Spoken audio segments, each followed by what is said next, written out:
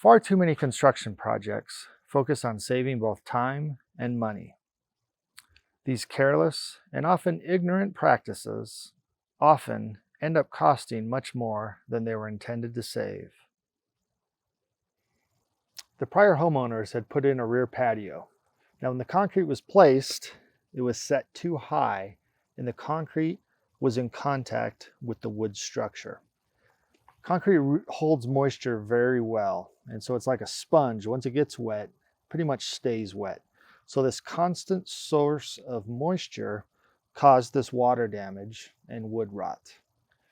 After I tore out the concrete patio, I started removing the lap siding, discovered this wood damage. This is all going to have to be replaced. But the purpose of this video is to talk about how poorly these vinyl windows were installed. This production home was finished in 1997, so these windows were part of the original construction and were installed that same year. I'm pretty sure these were installed by the siding contractor because the same nails were used. And the siding contractor was much more focused on speed than on using the best practices and doing quality workmanship. The first issue is the nailing or fastening schedule. Now you can see these oblong pre-punched holes in the nailing fin. Just about every single one of these should have a nail. As you can see, they don't. In this window, there's actually, let's count them. There's 1,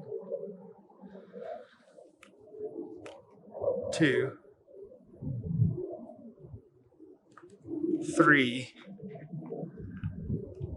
4. Now, like most vinyl windows, these units have pre-punched oblong holes in the nailing fin. Most manufacturers and the industry recommendations are fasteners every 8 to 16 inches, no more than 16 inches on center. Now these are spaced at about 8 inches. So at a minimum, there should be a fastener every other hole. Now also there should be a fastener within 10 inches of the corners.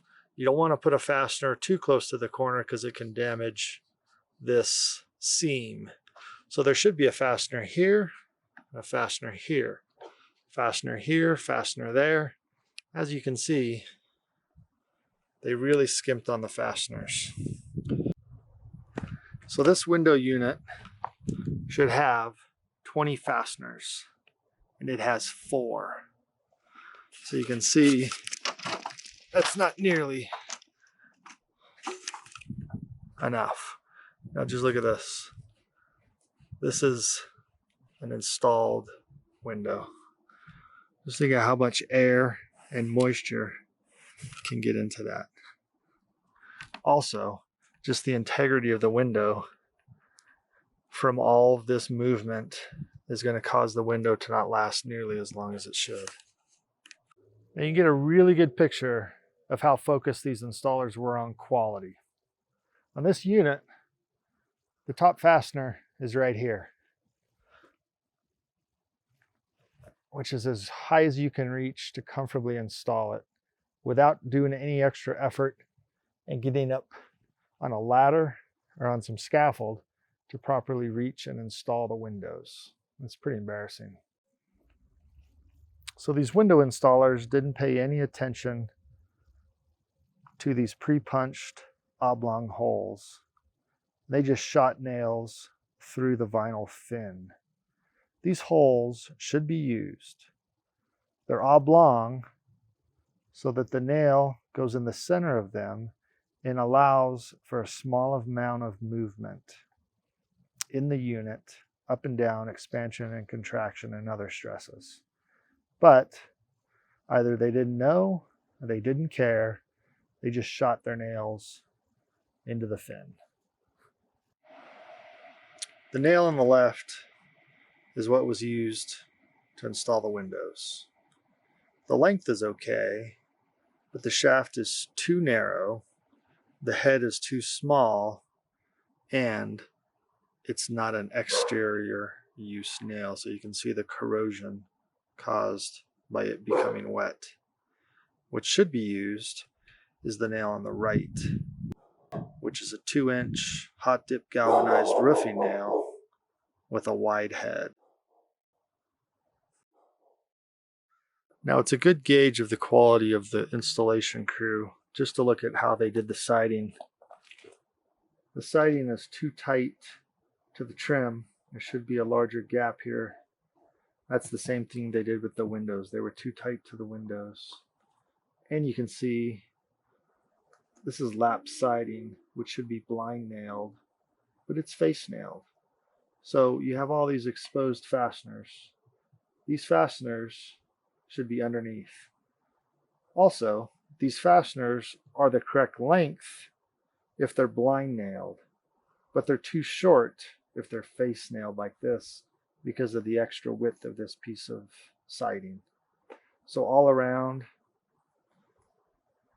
very poorly done. Now to protect the structure and to reduce air and moisture infiltration, homes should have a weather-resistive barrier, commonly referred to as a house wrap. House wraps like Tyvek have been around since the 1970s and greatly protect the structure. And these windows, even without a house wrap, should be flashed with a flashing tape on all 4 sides to minimize air and moisture getting into the house from these gaps between the fin and the structure. Now at the top of these units, there should be some Z flashing, which is a metal flashing to prevent moisture from sitting on top of these units. Also, well, you can just see that type of gap, how much air and moisture can run down the side of the house that's behind the siding straight into the unit and into the house. So I'm going to go ahead and remove one of these windows, which really shouldn't be too difficult. Seeing how there's only 4 fasteners.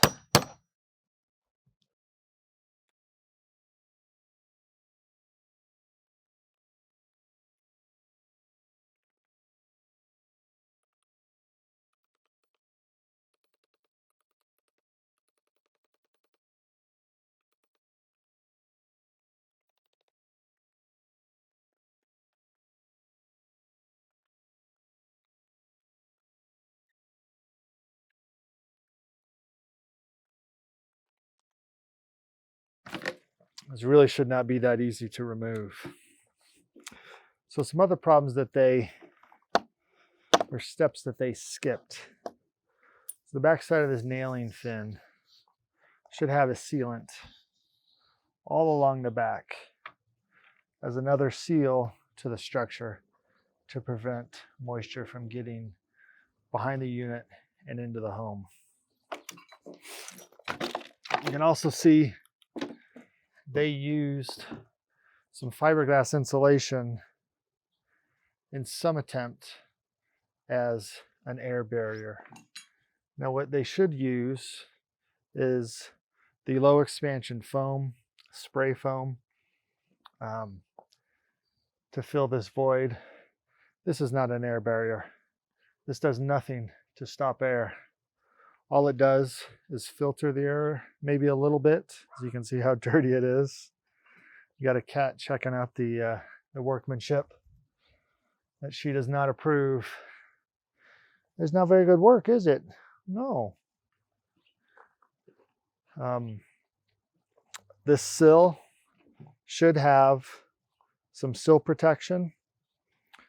It should be sloped slightly so that any moisture, water that gets on this sill will naturally run out of the house. We got another inspector. Yes. But of course they didn't do that. So there should be a seal flashing seal pan installed here, integral with the flashing beneath. So basically it's just a rough opening that they didn't do anything to protect or prepare for a proper window installation. This cat is only slightly less qualified than the crew that put in these windows. This workmanship is sadly fairly common with production builders who are very focused on speed and cost savings. I hope you enjoyed watching this video. If you did, please hit the like button and also please consider subscribing. Thank you.